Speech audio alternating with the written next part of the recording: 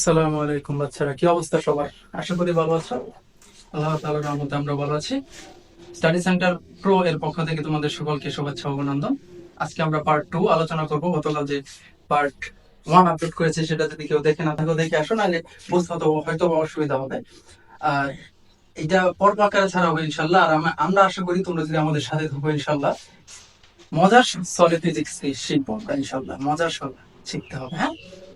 এখানে কথা হচ্ছে যে বিষয়টা লক্ষ্য করো, পড়ালেখা বিষয়টা হচ্ছে তোমার উপরে নির্ভর করতেছে যে তুমি আসলে এটা কিভাবে শিখতেছো। মজার সাথে শিখলে অবশ্যই সেটা মাথাতে অনেক দিন থাকবে। গতকাল পড়েছিলাম আমরা দূরত্ব, স্মরণ, তারপর ব্যাগ, তারপর মন্দন ত্বরণ, এগুলা, হ্যাঁ, আমরা সেগুলাই শিখবো। তো আজকে একটু ওগুলার একক কি, তারপর কিভাবে চিনবো। দেখো, আমি যদি তোমাকে বলি যে 50 কেজি, এটা কি কারো ওজন দেওয়া হইতে পারে? হ্যাঁ, অবশ্যই হইতে পারে। তো আমি যদি বলি যে 50 মিটার, এটা কি কারো বয়স হইতে পারে? না, হইতে পারে না। 50 বছর হইতে পারে। সো এই যে 50-এর পরে একটা ছোট্ট করে সংখ্যা বা অক্ষর লেখা থাকে, সেটা দিকে কিন্তু তোমাকে চিনতে হবে যে এটা আসলে কি দেওয়া। কারণ তুমি একটা প্রশ্নের উপরে যদি উদ্দীপক পইরা নিচে লিখতে পারো যে কি কি দেওয়া আছে, তাহলে কিন্তু তুমি আশা করি উম, একটা গণিতে একটা সমস্যার অর্ধেক সলভ করে ফেলতে পারবা। যদি তুমি শুধু মাত্র এইটুকু পারো, শুধুমাত্র এইটুকুই যে প্রশ্ন পড়ে কি কি দেওয়া আছে সেটা যদি তুমি নিচে নিচে লিখতে পারো, তাহলে ফিজিক্সের অর্ধেক অঙ্ক অলরেডি সলভ হয়ে গেছে। বাকিটা সলভ করবে সূত্র, and we shall check it later. So আজকে দেখো, আমি যদি বলি যে 50 মিটার, এটা কি দেওয়া, অবশ্যই তোমাকে বলতে পারতে হবে যে এটা দূরত্ব দেওয়া। আর দূরত্বের একক আমরা জানি মিটার, এই জন্য এখানে এম ইউজ করা হয়েছে। তাহলে আমরা বলতে পারি যে এটা দূরত্ব দেওয়া। খুব ইজি একটা বিষয়। যদি তোমাকে বলি যে 50 tan s ইনভার্স 1, এইটুকু দাও, তাহলে তুমি অবশ্যই বলতে পারতে হবে যে এটা কি দেওয়া, ব্যাগ দেওয়া। অবশ্যই এটা ব্যাগ। এটা শেয়ার ব্যাগ না দিলে সেটা নির্ভর করবে প্রশ্নের উপর, প্রশ্নের মাঝে কিভাবে লেখা আছে। তবে তোমাকে বুঝতে পারতে হবে যে এমএস ইনভার্স ওয়ান দেওয়া থাকলে এটা ব্যাগ দেওয়া, এটা কিন্তু বুঝতে পারতে হবে। যদি তোমাকে লেখা দেওয়া থাকে এরকম যে 50 50 এমএস ইনভার্স 2, তাহলে অবশ্যই অবশ্যই তোমাকে বলতে পারতে হবে যে এটা ত্বরণ দেওয়া। তাহলেই কিন্তু তুমি একটা প্রশ্নের সলভ তুমি করতে পারো। আগে বুঝতে হবে, হ্যাঁ। তো এই জিনিসগুলো কিন্তু মাথায় রাখতে হবে। তোমাকে এইরকম দেওয়া 50 কেজি এম এস ইনভার্স 1, এটা দেখে কিন্তু তোমাকে বুঝতে পারতে হবে যে এটা হচ্ছে ভরবেগ দেওয়া। যদি এতটুকু এতটুকু তুমি বুঝতে পারো, I will guarantee you that physics কোনো বিষয় না, শুধুমাত্র বেসিকটা একটু স্ট্রং করবা, and এই জিনিসগুলো মাথায় রাখবা। আর বাকি জিনিসগুলো আমাদের উপরে ছেড়ে দাও। বুঝছো? তোমরা বুঝবার পারছো বিষয়টা? আচ্ছা, তাই দেখো এখানে এই যে যে জিনিসগুলো আমরা গতকাল যেটা বলছিলাম যে আমাদের এই যে মনে করো এটা হচ্ছে আমাদের আহ আহ সখিনা, মনে করো এটা সখিনা বা সখিনা, আহ, আহ, জামাই মনে করো, হ্যাঁ। আর এটা হচ্ছে আমাদের সখিনা। এরকম আমি যদিও এত এক্সপার্ট না। সো এখন তাদের মাঝে যদি কোনো কারণে একটা ঝগড়াঝাটি হইল, এখন সে তার বউয়ের কাছ থেকে, মানে এরকম একটা অবস্থা যে সখিনা এখন তাকে মারবে, তো সে দৌড় দিল। সে যে দৌড় দিল তার একটা স্পিড আছে, তাহলে ওটাই হবে ব্যাগ। সে যে এইদিকে যে সে দৌড় দিল সেটাই কিন্তু আমরা ব্যাগ বলবো, হ্যাঁ। ব্যাগ বলার একটা নির্দিষ্ট কিন্তু জিনিস আছে। এখন যদি মনে করো সে 5 মিনিট পর্যন্ত দৌড়াইলো, তার ওয়াইফে তাকে 5 মিনিট পর্যন্ত দৌড়াইলো এবং সেও দৌড় পারলো 5 মিনিট পর্যন্ত, তাহলে যে এই যে সে দৌড় পারলো, আমি যে দূরত্বটা অতিক্রম করলো, সেই মোট দূরত্বরে যদি আমরা সময় দিয়ে, অর্থাৎ যে সময় পর্যন্ত সে দৌড় পারছে এই সময় দেওয়া ভাগ করি, তাহলে কিন্তু আমরা ব্যাগ পেয়ে যাবো। এটাকেই বলা হয় ব্যাগ। ব্যাগের সংজ্ঞা তাহলে কিরকম হতে পারে? দেখো, ভাগ করার জিনিসটা মানে হচ্ছে একক জিনিস বের করা। আমি যদি বলি 50 টাকা 5 জনের মাঝে ভাগ করে দাও, তাহলে যে মানটা বের হবে, অর্থাৎ 10 বের হবে, এই 10টা কার? একজনের না। ভাগ জিনিসটা মানে হচ্ছে প্রত্যেক জনকে আলাদা আলাদা ভাবে ভাগ করে দিয়ে দেওয়া, অর্থাৎ একজনকে ভাগ করে দিয়ে দেওয়া। সো ভাগ জিনিসটা হচ্ছে একজনের জন্য।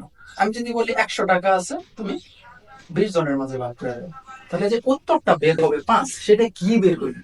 এই 5 টাকাটা কার বের হইলো? একজনের না।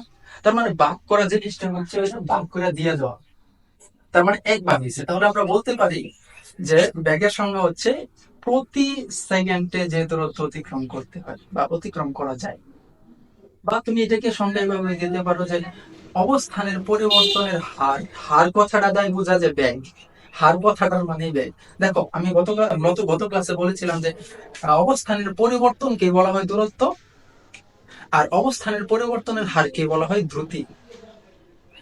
ব্যাগ আর দ্রুতির মাঝে সূক্ষ্ম একটা পার্থক্য আছে, সেটা হচ্ছে ব্যাগ হচ্ছে নির্দিষ্ট দিকে, নির্দিষ্ট, সে যে দিকে দৌড় দেখ থাকে না, সে তো তার পিছে নির্দিষ্ট দিকেই যাচ্ছে, মানে ওরেই তো দৌড়াইতেছে সে, তাই না?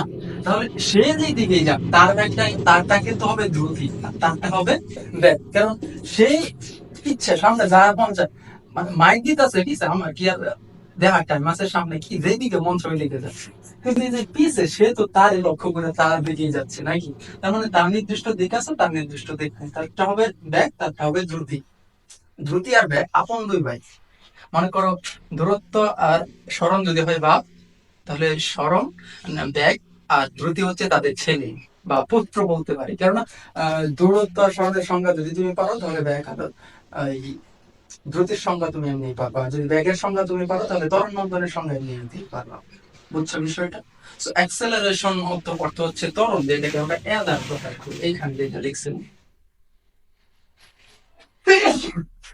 দুঃখিত, 50 মিটার/সেকেন্ড, যেটাকে আমরা এ দ্বারা লিখছিলাম। হ্যাঁ, তো অ্যাক্সেলারেশনের প্রথম অক্ষর এ, এই কারণে এটাকে ত্বরণ বলা হয়।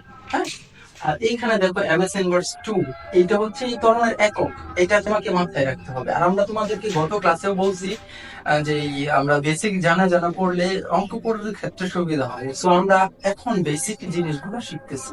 তোমাকে আগে স্মরণ, মন্দন, ত্বরণ, বেগ, দ্রুতি, দূরত্ব, এইগুলা সম্পর্কে একটা ক্লিয়ার আইডিয়া থাকতে হবে। না হলে তোমাকে যদি আমি প্রশ্ন করি যে এরকম একটা গোল সার্কেল, এখান দিয়ে 4 পাশ দিয়ে একটা রাস্তা আছে, মাঝখান দিয়েও একটা রাস্তা আছে, দুই পাশ দিয়ে পানি, দুইটা লেক আছে।